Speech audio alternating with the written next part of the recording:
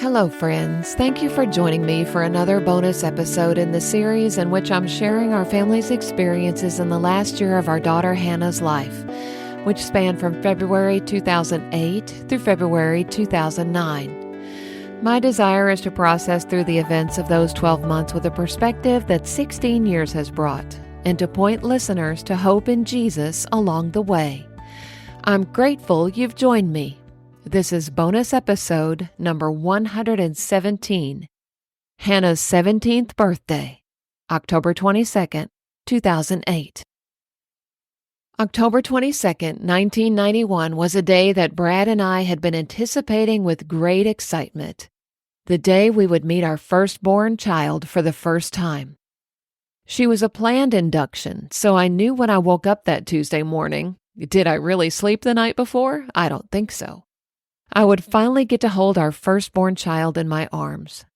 To add to the anticipation, we did not know if this baby was going to be a girl or a boy, something almost unheard of these days. I clearly remember the doctor exclaiming, "It's a girl." Such a joy flooded my soul. I had only known brothers growing up. I knew nothing about raising girls, but I was thrilled nonetheless.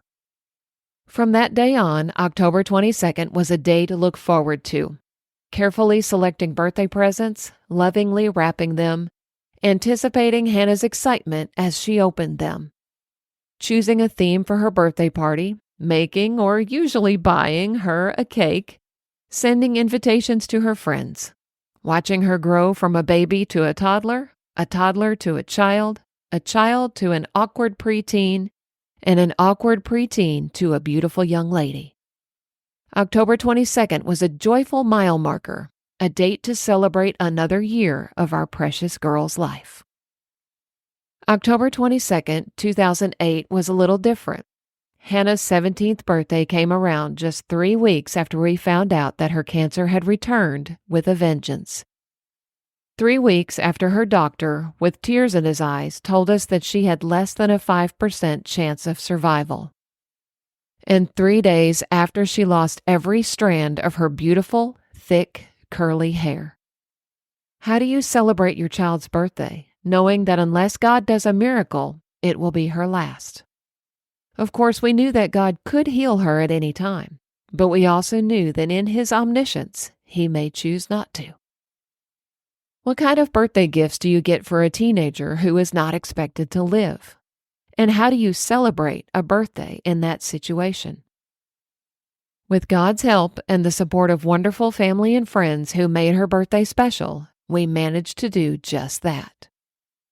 Radiation treatments don't take a break for birthdays, so the first order of the day was a trip to Kartai. The staff there was wonderful, and they gave her a little party in honor of her birthday, which was so kind of them.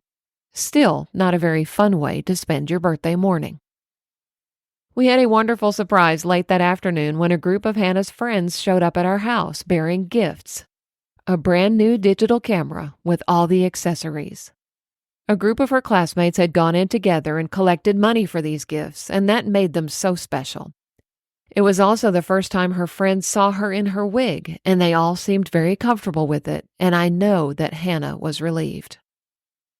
Our gift to her that year was a new black and white bedding set.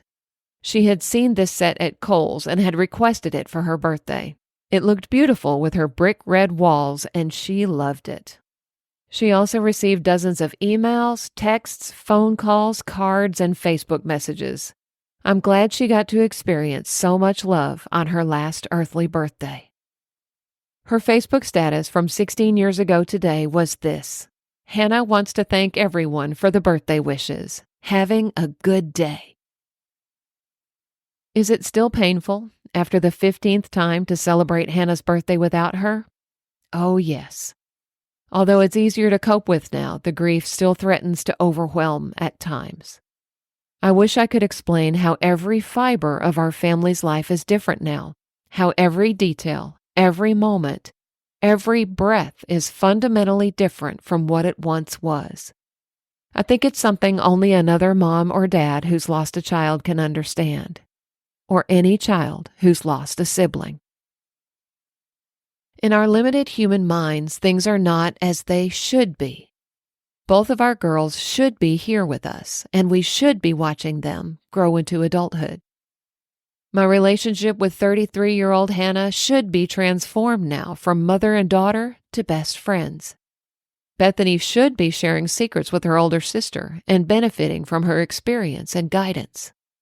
Her dad should be making plans to walk her down a rose-petal-strewn church aisle instead of kneeling down at her rose-petal-strewn grave.